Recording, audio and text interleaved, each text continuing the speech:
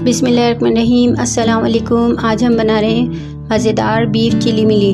अज्जा गाय के गोश्त की बोटियाँ, 1 किलो पिसा हुआ लहसुन अदरक, 1 खाने का चम्मच पिसा हुआ कच्चा पपीता, 2 खाने के चमचे नींबू का रस, 4 खाने के चमचे इमली का गूदा, 2 खाने के चम्मच टमाटर केचप, 2 खाने के चम्मच चाट मसाला, 1 चाय का चम्मच कुटी हुई लाल मिर्च, 1 चाय का चम्मच पिसी हुई काली मिर्च, 1 चाय का चम्मच नमक हस्बे जायका, तेल 5 खाने के चम्मच, पुदीने के पत्ते सजाने के लिए।